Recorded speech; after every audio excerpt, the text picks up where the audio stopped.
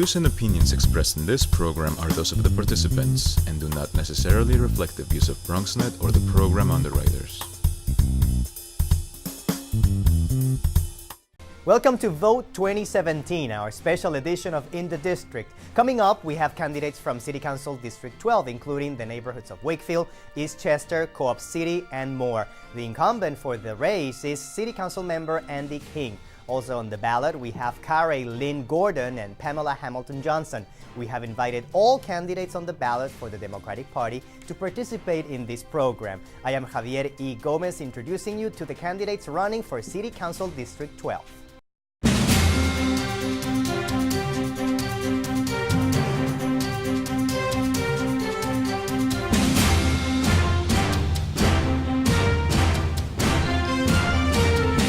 Joining us now is Carey Lynn Gordon, candidate for the 12th Council District. Welcome. Welcome. Thank you. Did I pronounce your first name correctly? You did. It's Carey. Carey. Yes. Fantastic. I was pronouncing it differently. That's fine. Great. That's fine. Now, Carey, let's start with your connection to District 12. You were born in the area. Well, I was born in the Bronx. I was born and raised in the Bronx, and my family moved there in 1977 to that house, so we've been there pretty much 40 years. I did leave for a small number of years and was married and then returned back to be there with my dad, who's now 81 years old, so I'm there as a support to him. Your background is mainly as an educator? My background is in education. Yes, I have a doctorate in organizational leadership and a master's in human services. I've spent most of my career working with nonprofits and schools and working with community and empowering community. So whether that's with parents or with students or with other community organizations, so that we can make sure that our communities are stronger. What do you think are some of the most significant changes in the district in recent decades? Well, you know, sadly to say, Javier, what I've seen over the last couple of years particularly is the loss of small business. When I walk along White Plains Road, what I see is a lot of signs for lease, empty, for sale. I see a lot of times when I'm at the community board meetings, I hear a lot of people coming in complaining about the condition of our schools. And then there's a lot of people also who talk, you know, I've spent a lot of time at Edenwall houses, and so housing is a particular issue. In fact, I have a report that was done through the City Council and through the Department of Education that says that District 12 is scheduled to lose about 16,000 affordable housing units by the year 2022. That is major. That's major. That's actually District 12 has the highest number of affordable housing units that will be lost by 2022. This is a problem because we're already seeing quite a few people out on White Plains Road in front of the bank. I see again, which I haven't seen since the 80s, where people are sleeping on the streets again. This is a problem. What do you think are some of the solutions? How can you deal with this crisis? Well, again, we have to, as a community, begin, you know, one of the skill sets that's needed, I believe, in the council is being able to work together. We need to take a look and assess what are the resources that we have in the community. How do we pool these resources together, including human resources and skills, and then how do we address the solutions? I don't want to sit here and be the one to say, I have the solutions. The solution is going to be within the community, and the solution is having a leader in the community that can bring the community together to assess the problems and then come up with those solutions, right? And that's, I think, is what we need more in a leader. That's someone who's going to be willing to work with everyone and say, hey, this is the problem in the community and these are the solutions. For one thing, we need to make sure that big business doesn't come in and then build units that what I'm hearing are market rate units. Like big developers. Right, big developers. And they're saying they're market rate units, but they're not necessarily affordable, right? But also we have to get people to a level of self-sufficiency. That only happens through education. So we have to address our educational needs and make sure that our schools are strong. Let's talk about that now, educational needs, considering your background as a Right. school educator and activist. Yes. So it seems like a no-brainer sometimes, but until we fix our education system, until we address the needs of our schools, we're never going to have strong communities. So we have to start there. We have to start with our youngest and our littlest resources, which are our children, right? And so we also need to strengthen our daycare centers, right? I've been saying to people that it's no longer enough in this 21st century economy and workforce, global workforce, to just have a clean house and a back door and say you're a child care provider. Every person has to be responsible for getting our children ready for school. That means, because we know statistics show us that most of our children of color come to school already behind. They're entering kindergarten behind. So we need those providers that are going to be pre-K and even before to begin to work to develop and get our children ready for school, which will get our children ready for the workforce, which will bring them to a level of self-sufficiency, which will help improve our communities. Since you know the education system so well, very briefly, what are your thoughts on mayoral control?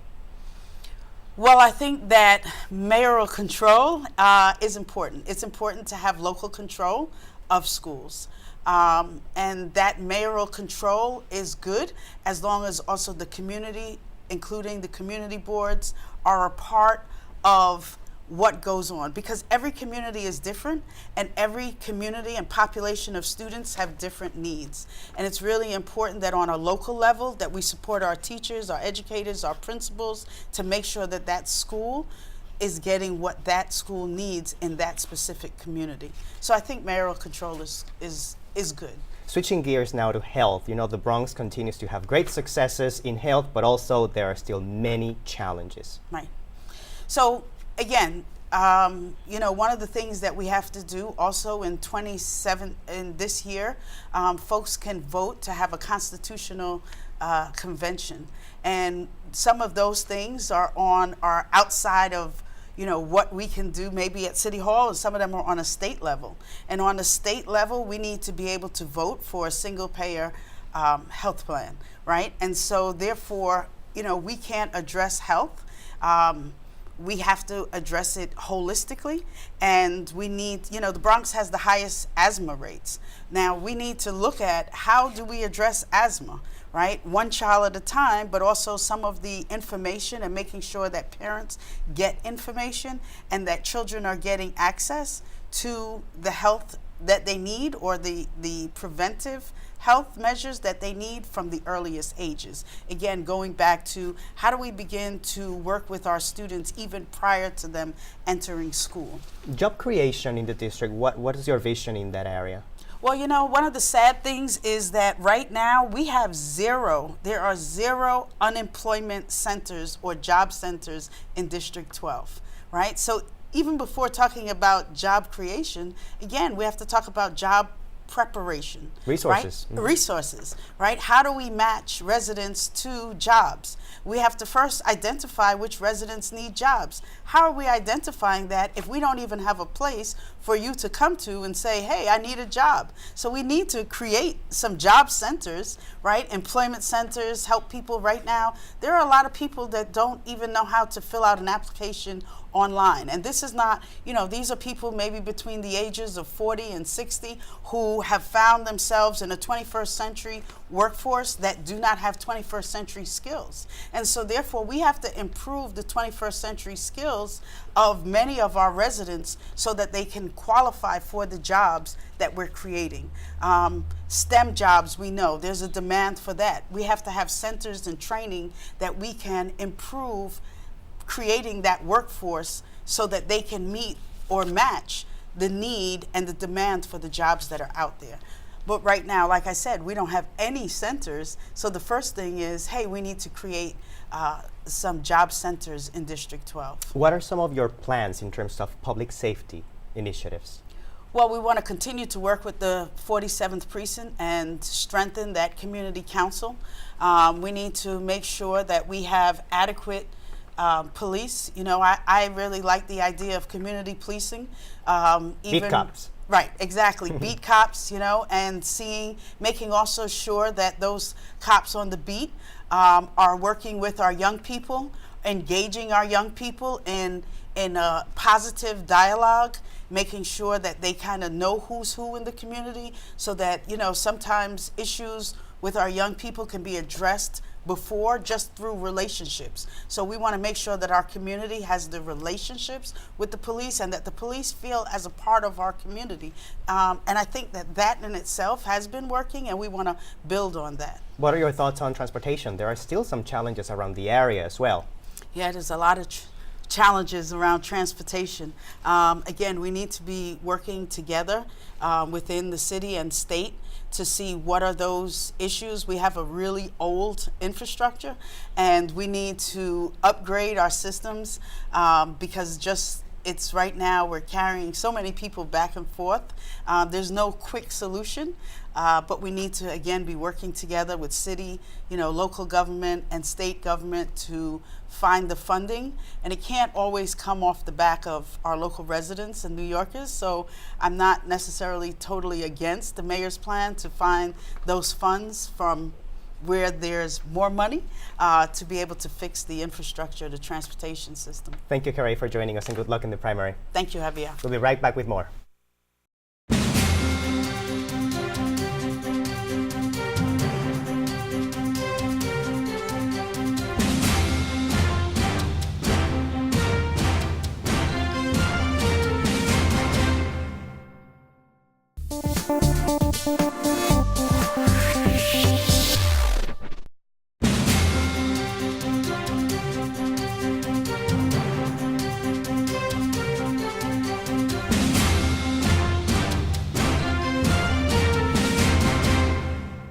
Joining us now is Pamela Hamilton-Johnson, candidate for the 12th City Council District. Welcome, Pamela. Thank you for having me. Nice to meet you. Nice to meet you as well. Now, Pamela, what is your connection with District 12? Okay, District 12, I have so much connection with it because I actually work and live in the community. I'm a former school board president in CEC 11, and I'm a former community board member as well. I am on the NAACP as the Education and Scholarship Chair. I'm also on National Council of Negro Women, and I am a former chair of the Department of Youth and Community Development's Neighborhood Advisory Board, where we give out $252,000 to organizations in our community. I love living in my community because I get a chance to wake up and say good morning to the people who live in the community and also work in the community as well. What do you think are some of the major changes in the community in recent years? I think some of the major changes in the community has been the influx of youth in the community who need jobs, and especially for the summer and summer youth, everyone cannot get a job. And there seems to be youth that are clustered and gathered together, and we need to start paying more attention to the ages that are 16 to 25 and 25 to 30, because those who are out in the street don't have jobs and they really need it. Some are incarcerated, some don't have enough education to get jobs, but also we need to have more resources in our community so that we can address that. Poverty is a huge issue in our community as well. Mm-hmm.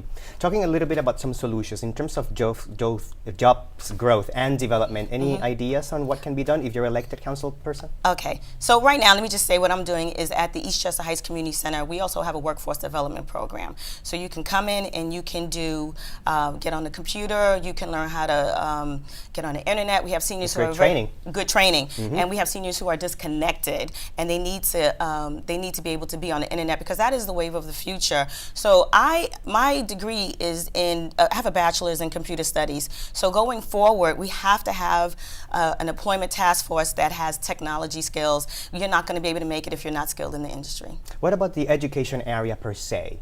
What are the challenges there? Okay, so the Bronx itself, number one, is the bottom of the barrel when it comes to education out of the 5 boroughs. Albeit the district that I'm in, which CEC 11, is the number 1 district, educational district in the Bronx.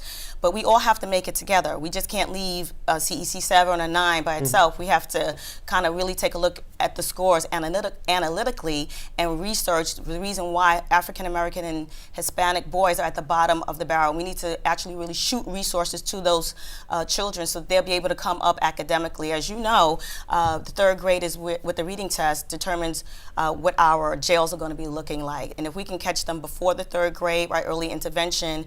I know that the mayor has the pre-K, but also we don't have a gifted and talented school in our district or the Bronx.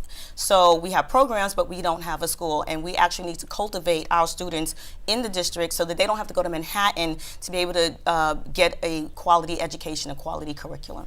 In terms of health per se, Yes. there has been great achievements in the Bronx in health in recent years, but also there are still greatest challenges. Yes. So what are you thinking about that? Well, one of the biggest challenges is that getting fresh vegetables on the vegetable stands. It's not widely in the Bronx. Like, you can always go.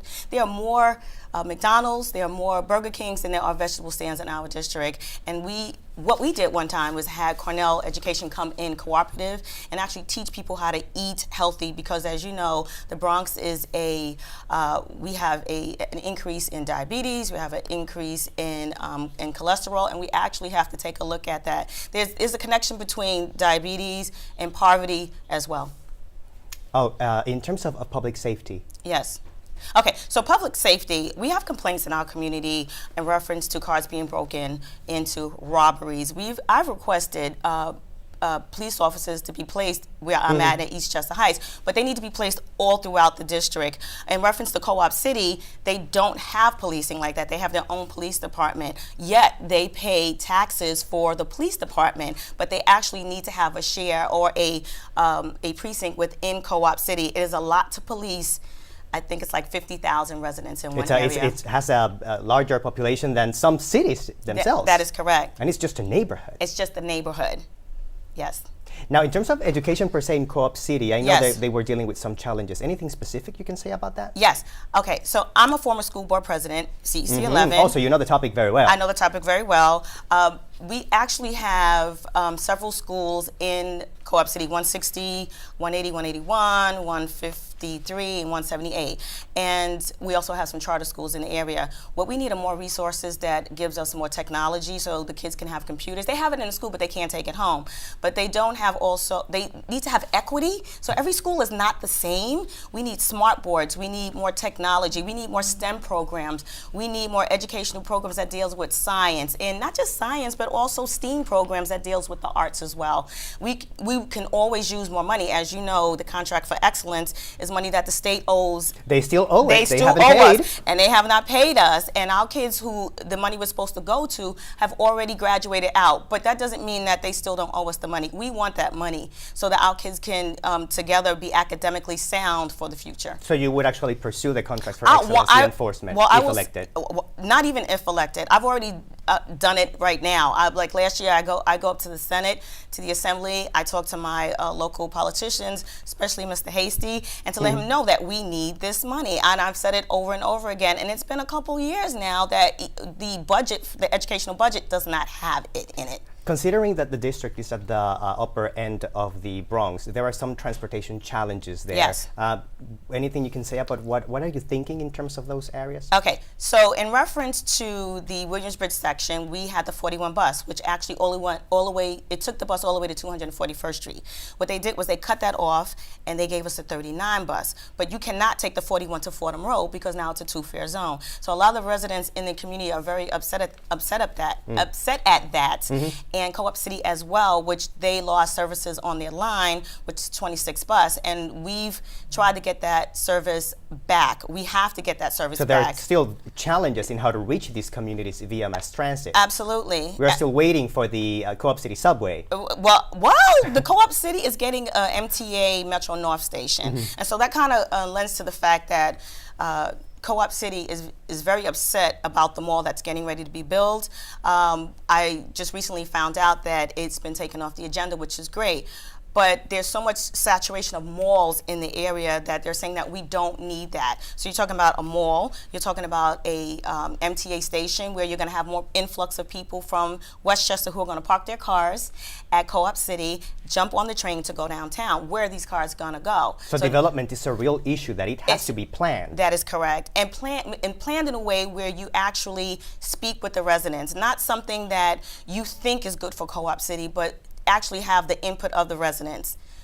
in the plan, not after it's been pre-zoned, not after you've decided what you're going to do with it, but they have to have an active part in engagement in the residents of Co-op City. Now, about small businesses and Yes. economic development at the very local level. I 100% believe in entrepreneurship, but the problem with entrepreneurship is that when most people start a business, they start it out of their garage. But as you know, we have a lot of tall buildings. We don't have a garage, so African American, Hispanic, we don't have space, and we need to have space to start programs, space for entrepreneurship.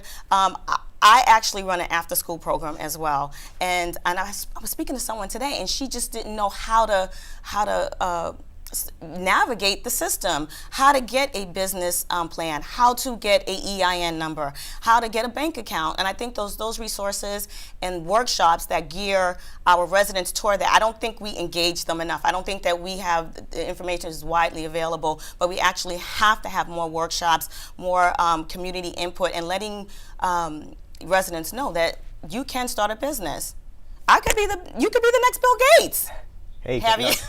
straight from District 12 in the Bronx, of course. Of course. Right. Of course. Now, the immigration debate continues Yes. very strongly in Washington, D.C. and Albany. Yes. What would you do at the very local level if elected representative for the 12th district? Okay, so we have, in the 12th district, we have a lot of immigrants in our community.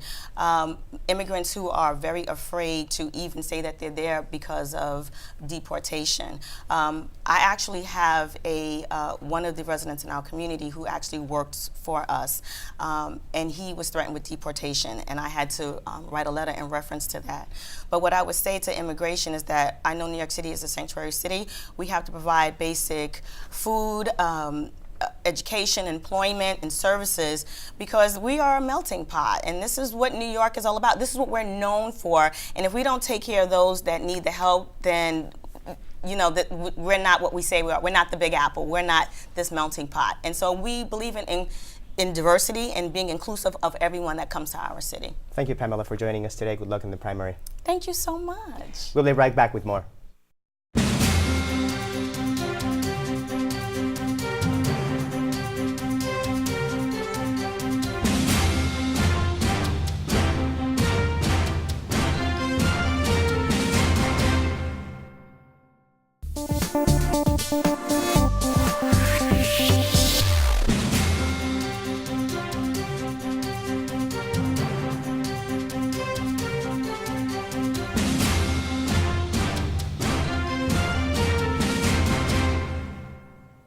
Joining us now is candidate for the 12th City Council District, Andy King, incumbent City Council member Andy King. Welcome, sir. My pleasure, Javier. Glad to be here. Nice to meet you. I had never had the chance to interview you. Well, thank you. I love this here. Oh, you like my viewers? Thank you. I love viewers like it too. I know they had a bit of an issue with it a couple of years ago. Now, Council member, as we approach the end of the completion of your first term at the City Council, and there's a new election, you're up for re-election. What would you say are some of the challenges that are still being faced around the district? Well, challenges are always going to be prevalent in life, period. And as an elected leader, you accomplish some things and you have some things left on the table, but it still doesn't negate the good work that we've all been doing in the City Council. So if you talk about some of the issues that we still have in the neighborhood, I would say one of the things that we need to continue to improve on is safety. When it comes to safety, I know I've done a lot of good work with the NYPD, and my staff has done a lot of work with NYPD. They're making sure that the officers are well taken care of so they can deliver quality services in the neighborhood. Recently just allocated $1 million to the 47th Precinct to make sure that those officers, when they walk into their precincts now, they feel good about the work in the places that they're working. So when they come into the neighborhood, they treat the neighborhood with the respect. Because we've had issues with NYPD over a period of time, but we've been working to change that, and we're going to continue to work with our men and women in blue to continue to protect and serve to be one great community. I think another thing that we've been working on, and it goes into transportation, but more as well as safety, White Plains Road area has been a real challenge when it comes to our business corridor, one of our major business corridors.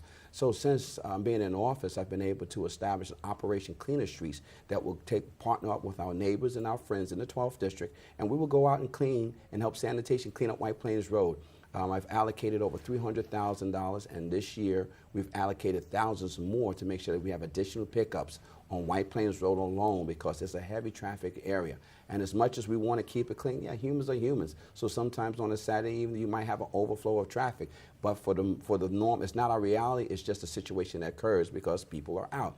But we're doing a lot of work to improve the White Plains core area, and as well as it's been very dark and dingy on White Plains Road because it's under the L. So I'm grateful that I've been working with the Department of Transportation, and we've just put new LED lighting. You know, like when you go to 42nd Street at 9 o'clock at night, Correct. it looks like it's 3 o'clock. Well, that's the lighting that we've just placed on from Burke Avenue to 233rd to improve, to make people feel good and lively about themselves. So, you know, safety always becomes a good issue, and even when it comes to jobs and, you know, allowing people to have economic stability. When you are economically stable, you tend not to do some stupid things in the street. You're busy doing something else, right? Yeah. So I am grateful, you know, that we've trying to help people with employment opportunities. But that all goes back to education, because I always say to people, we can offer you a job, but are you qualified to handle the job? You know, so we have to help people understand that education goes far beyond the 3rd grade, and when you're 16, you know, you got to continue to make a real commitment to educate yourself. And if you're not looking to get a BA or AA or a doctor's, that's fine. But be a quality person. To me, a quality person means you educate yourself. So when you're 22, 25, or 30, you're still able to provide for yourself and on your family. You know, our world today is transitioning into green spaces and technology. So learn technology, learn it. You know, it's not like it's not offered. We offer it in the 12th district. You know, at the libraries, as the chair of the library system, we've put quality money, you know, historic money, actually $40 million to make sure that our libraries are open 7 days a week. So if you want to learn computers, there are computer services in the libraries, in the senior centers, all the funding, that historic funding I put in our senior centers, an organization called OAT that does computer training for our seniors. But we can take it all the way back to the educational system, the DOE. You know, I've put in $12 million since I've been in office for technology, gym upgrades, auditorium, classrooms, programs to make sure that our children have access to quality education. How do you feel overall about the Department of Education in general recently? I think the Department of Education, you know, sometimes I call the Department of Education organized chaos, because sometimes they're always trying to figure it out. But I say at the end of the day, if we in government can give assistance, and if the educators in there are truly committed, then our kids will learn. But you got to make sure you have educators that are in the classroom who are part of the neighborhood. And I've offered to the UFT and I've offered to the City Council, maybe we should craft some type of residency plan that it requires at least 60 to 70% of your staff at a school building is from the neighborhood. So they connect to what's going on in the community. So when they're not looking to rush out of a neighborhood, you know, at 4 o'clock, because they got to get back home to their children who live somewhere else. But I think what I have been able to partner with the chancellor, to have the communication with the chancellor regularly, have communications with my principals regularly, have communications with my teachers regularly, to figure out how do I offer my assistance, whether it's financially or just legislatively, to do what we can to educate our children in the 12th. What do you think about this issue of mayoral control, the department? Mayoral control is kind of tricky. You know why? Because if you're going to give the mayor control, give him control.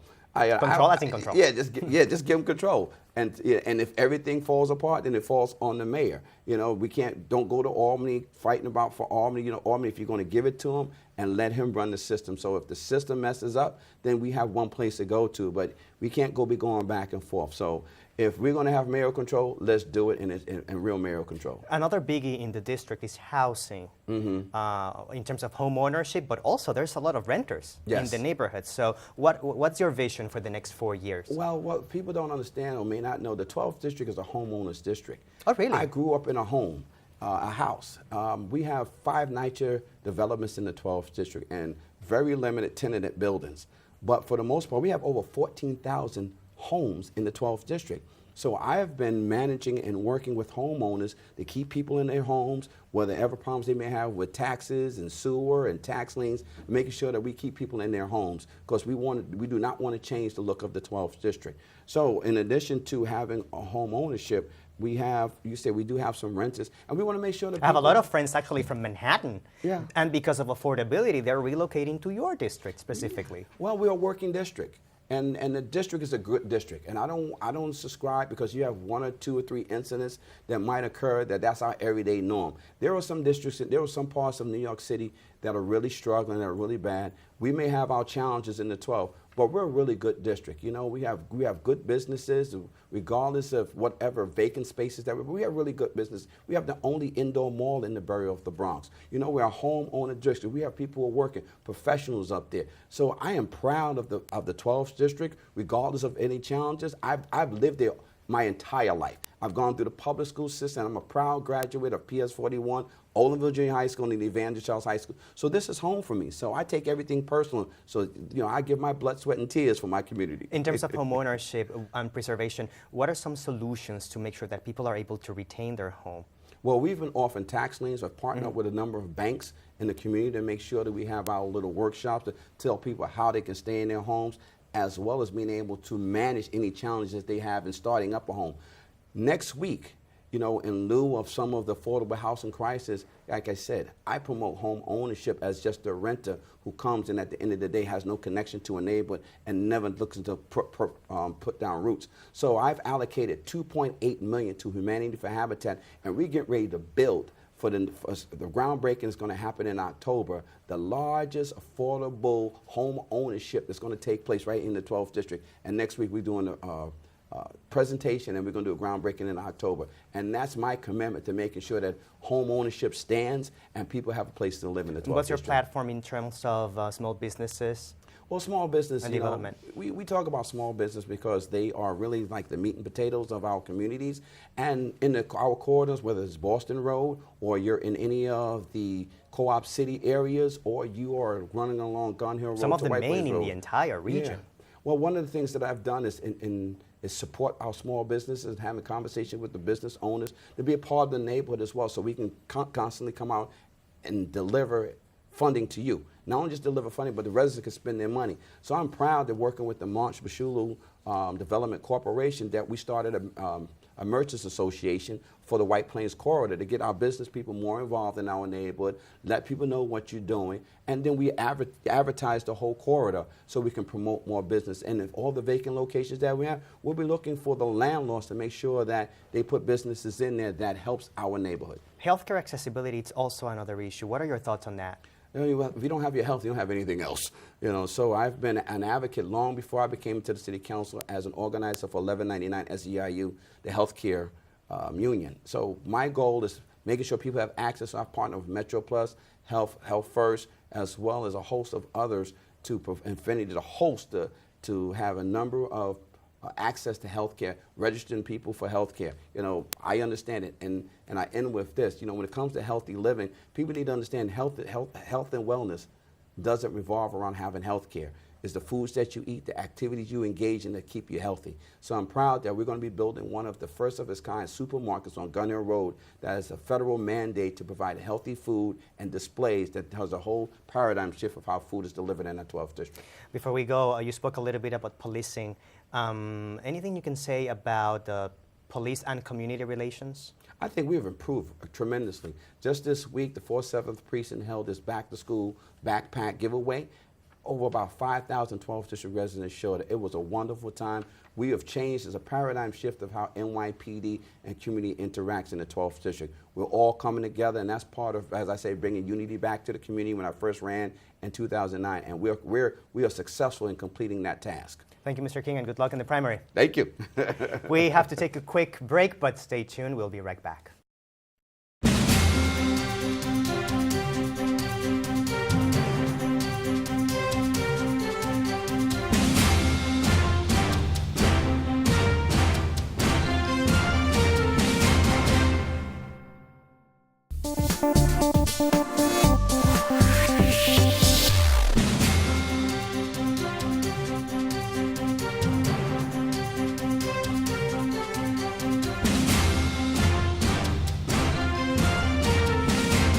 For joining us. For information about this election and more, follow us at bronxnet.tv. For information about voting locations, you can visit the city's Board of Elections at vote.nyc.ny.us.